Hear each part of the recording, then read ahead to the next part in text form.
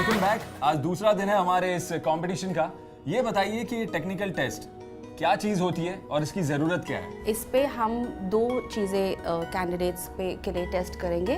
One will be, पहली होगी कि कंटेस्टेंट के द्वारा चूज किया गया सॉफ्टवेयर जैसे जावा और .NET में उनकी कितनी पकड़ है, और उसके बाद उनके सॉफ्टवेयर स्किल का भी असेसमेंट होगा। हम शुरुआत करते हैं इस दिन की इस टेक्निकल टेस्ट के साथ।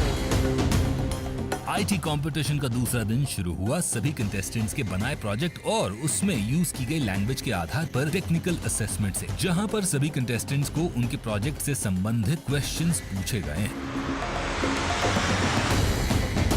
सभी हुनरबाजों ने टेक्निकल असेसमेंट को पूरा कर लिया है और अब बारी है उनके द्वारा बनाए हुए प्रोजेक्ट के प्रेजेंटेशन की।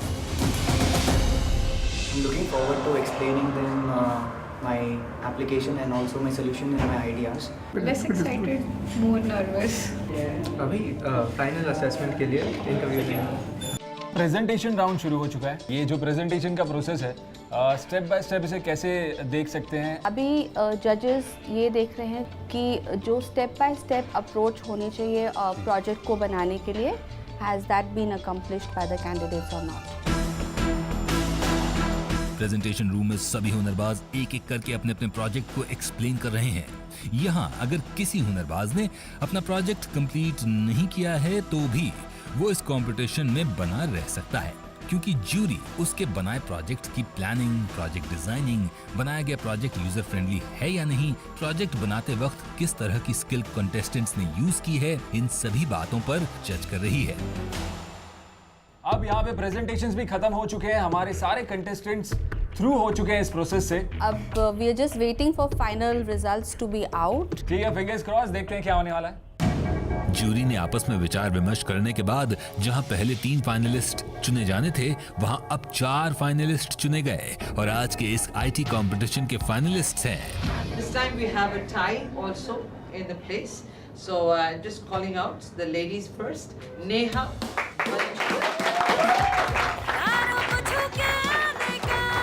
Nisha Kumar. Saurabh Kanwa.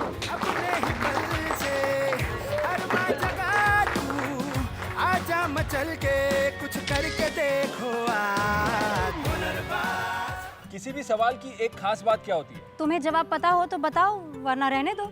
सवाल की खास बात ये होती है कि वो कहीं भी किसी भी वक्त सामने आ जाता है। जैसे कि हम सब कभी न कभी करियर के सवाल से रूबरू जरूर होते हैं। बिल्कुल, और अगर आईटी रिलेटेड करियर के सवाल हो तो सुलझा सकते हैं। कैसे? चलिए जानते हैं। जब आईटी शुरू हुआ था तब सॉफ्टवेयर डेवलपमेंट की बहुत डिमांड थी। आज की डेट में प्लेटफॉर्म्स जो हैं इतने आ गए हैं, तो एप्लीकेशन ऐसी चाहिए जो डिफरेंट प्लेटफॉर्म्स पे काम कर सके। आजकल कस्टमर्स जो है वो मोबाइल से भी काम करते हैं, टैबलेट से काम करते हैं, डेस्कटॉप से काम करते हैं, लैपटॉप से काम करते हैं। तो क्लाउड डिप्लॉयमेंट, क्लाउड मैनेजमेंट की बहुत डिमांड होने वाली है, because her cheese, her application cloud पर डिप्लॉय हो रही है।